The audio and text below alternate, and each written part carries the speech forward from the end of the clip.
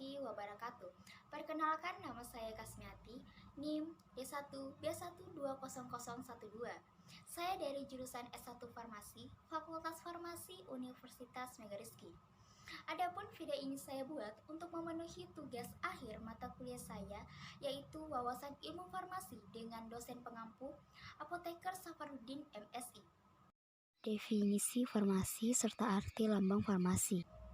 Farmasi berasal dari kata farmakon yang merupakan bahasa Yunani yang berarti racun atau obat, di mana akan berpotensi menjadi racun apabila penggunaannya tidak tepat dan akan berpotensi menjadi obat apabila penggunaannya sudah tepat. Farmasi merupakan profesi kesehatan yang meliputi kegiatan di bidang penemuan, pengembangan, produksi, pengolahan, peracikan, informasi obat, dan distribusi. Arti lambang farmasi atau disebut juga dengan Ball of Hygieia, yaitu cawan yang dililit dengan ular. Cawan ini milik Hygieia yang merupakan dewi kesehatan, kebersihan, dan sanitasi, yang merupakan anak dari Aesculapius. Pada saat itu, Aesculapius merupakan dewa kesehatan dan penyembuhan. Karena kemampuannya, Zeus takut bahwa Aesculapius akan membuat manusia kekal. Itulah mengapa Apollo membunuh Aesculapius dengan petir. Setelah membunuhnya, Apollo membuatkan kuil untuk Aesculapius. Pada saat membangun kuil, Apollo menemukan ular yang mati dengan keadaan kaku. Anehnya, ketika diangkat dan dijatuhkan, ular tersebut bisa merayap kembali. Kejadian itu diartikan sebagai penyembuhan dan penghidupan kembali kematian Aesculapius. Hygieia berperan penting dalam pemujaan ayahnya. Ia sering ke kuil bersama ular-ular ini. Sejak saat itulah, ular dan mangkuk tidak dapat dipisahkan. Dalam mitologi Yunani, mangkuk Hygieia adalah salah satu atribut dewi kesehatan. Beberapa berpendapat bahwa mangkuk dan ular merupakan lambang keselarasan kehidupan dengan bumi. Ular mungkin melambangkan pasien yang bisa memilih apakah akan mengambil obat pada mangkuk tersebut atau tidak. Ular juga dikaitkan dengan kepercayaan kuno bahwa ular memiliki kemampuan kebijaksanaan dalam penyembuhan. Hygieia diasosiasikan sebagai pencegahan penyakit dengan kehidupan bersih. Menurut kepercayaan kuno, ular bisa melakukan kontak dengan para arwah di dunia bawah dan membawa mereka untuk membantu manusia yang masih hidup. Karena itulah ular dianggap membawa kebijaksanaan. Sejak saat itulah, lambang farmasi, yaitu cawan yang dililit dengan ular, menjadi simbol farmasi yang diakui secara internasional. Sejarah kefarmasian serta bentuk pendidikan farmasi di Indonesia. Ilmu farmasi awalnya berkembang dari para tabib dan pengobatan tradisional yang berkembang di Yunani, Timur Tengah, Asia Kecil, Cina, dan wilayah Asia lainnya.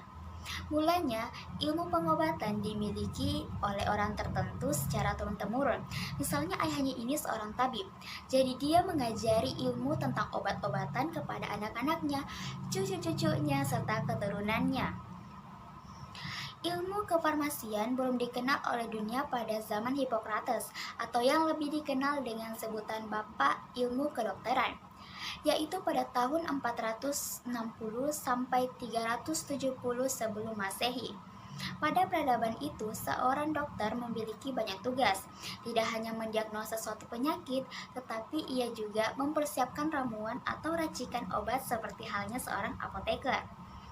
Seiring dengan berkembangnya zaman dan ilmu pengetahuan, problematika dalam pengadaan obat menjadi semakin rumit, baik karena formulanya dan cara pembuatan obat tersebut.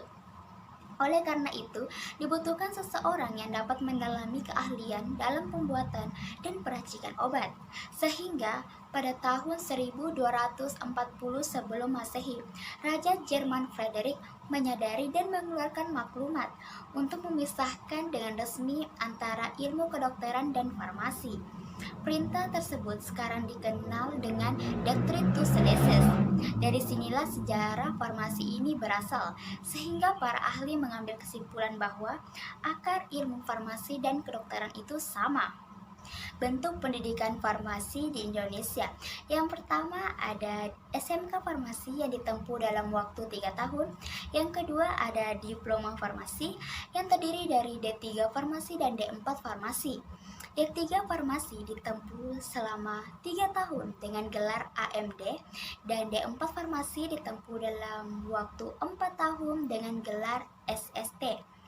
Yang ketiga ada S1 Farmasi, ditempuh dalam kurun waktu 4 tahun dengan gelar SSI untuk prodi Sains dan Teknologi Farmasi dan gelar S-Farm untuk prodi Farmasi Klinik dan Komunitas.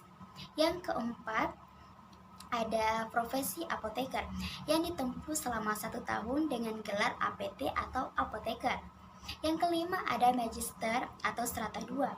S2 Farmasi ditempuh selama 2 tahun dengan gelar Magister Sains. Yang keenam ada program doktoral, ditempuh selama 3 tahun dengan gelar dokter. Obat dan resep. Obat adalah suatu bahan atau campuran bahan maupun zat apapun yang menyebabkan perubahan fisiologi atau psikologi. Obat juga termasuk produk biologi yang digunakan untuk mempengaruhi atau menyelidiki sistem fisiologi atau keadaan patologi dalam rangka penetapan diagnosis, pencegahan, penyembuhan, pemulihan, peningkatan kesehatan, dan kontrasepsi untuk manusia. Obat biasa digunakan untuk mendiagnosis, mencegah, mengurangi rasa sakit, menyembuhkan penyakit atau gejala penyakit atau kelainan badania dan rohania pada manusia ataupun hewan, serta untuk memperelok badan atau bagian badan manusia. Penggolongan obat berdasarkan peredarannya.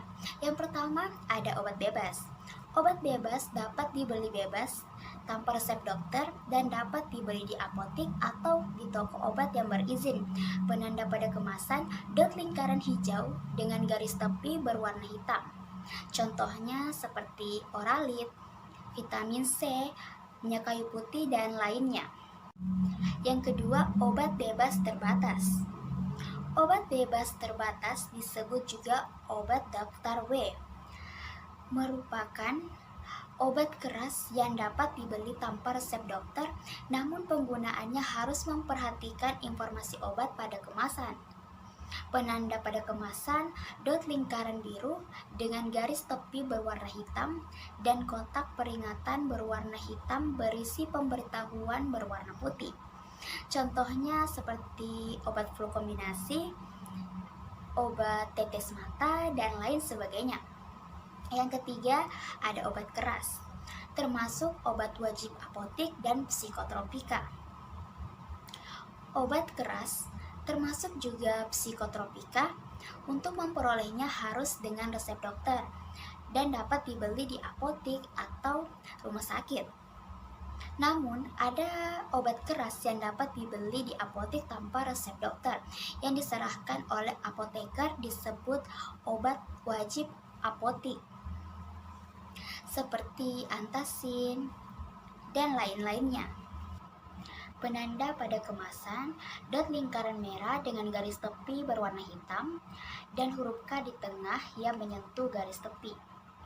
Contohnya, semua obat dalam bentuk injeksi, adrenalin, infus asering, antibiotik, dan lainnya. Yang keempat ada narkotika. Narkotika tergolong dalam daftar O atau opium atau opiat. Hanya boleh diperjualbelikan di apotik atau rumah sakit dengan resep dokter, dengan menunjukkan resep asli dan resep tidak dapat dikopi. Tiap bulan, apotik wajib melaporkan pembelian dan penggunaannya kepada pemerintah. Penanda pada kemasan, palang berwarna merah di dalam lingkaran dengan garis tepi merah. Contohnya seperti opium, ganja, heroin, dan lain-lainnya. Resep adalah permintaan tertulis dari seorang dokter, dokter gigi, atau dokter hewan yang telah diberi izin berdasarkan peraturan perundang-undangan yang berlaku kepada apoteker pengelola apotek untuk menyiapkan atau membuat, meracik, serta menyerahkan obat kepada pasien. Adapun penulisan resep yang lengkap harus terdiri dari 1. Nama, alamat, nomor surat izin praktek dokter. Kedua, tanggal penulisan resep. Ketiga, nama setiap obat dan komposisinya. 4. Tanda R atau resipi pada bagian kiri setiap penulisan resep. 5. Aturan pemakaian obat yang tertulis. 6. Tanda tangan atau paraf dokter penulis. 7. Tanda seru atau paraf dokter untuk resep yang melebihi dosis maksimalnya. Bisa kita lihat contoh resep di atas. Cara bacanya adalah amoxicillin diambil 10 tablet dan paracetamol diambil 10 tablet. Dibuat masing-masing serbuk sebanyak 20 bungkus.